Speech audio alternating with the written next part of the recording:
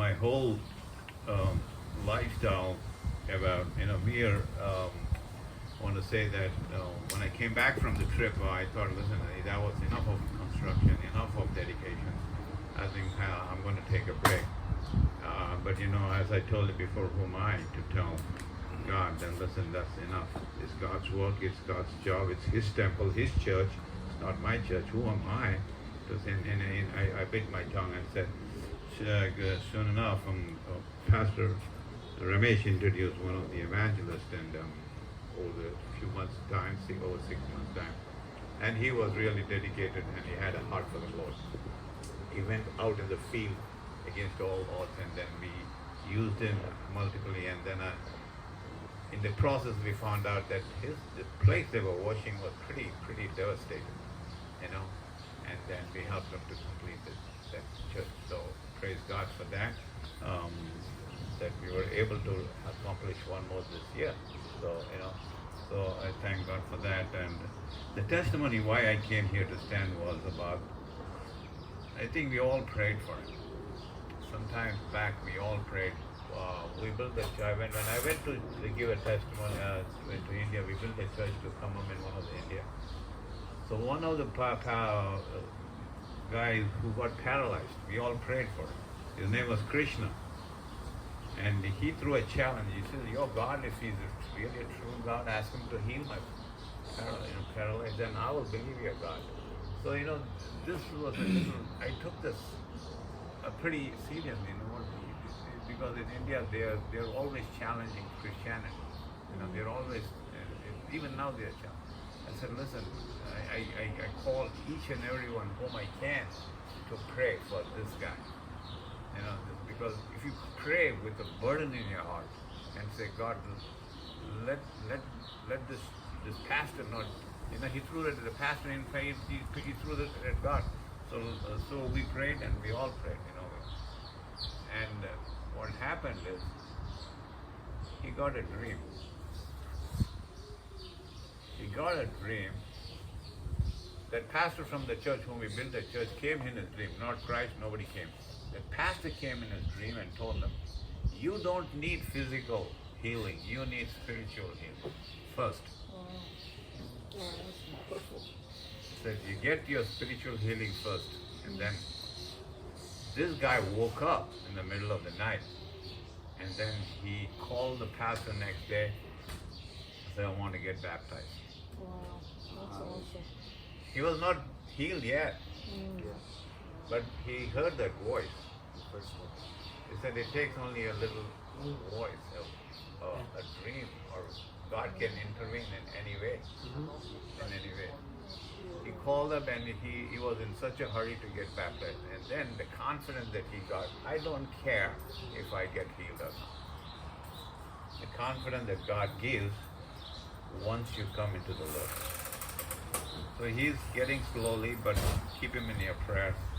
So it is important, as he says, that we come to the Lord and pray to him with a burden of heart, and then he will heed your prayers.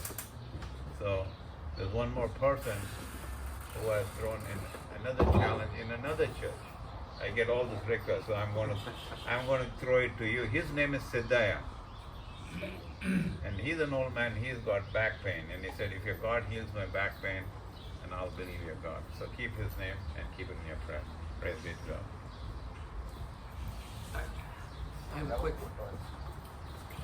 Okay. How you doing? I'll keep this nice and concise. Still practicing that, being brief.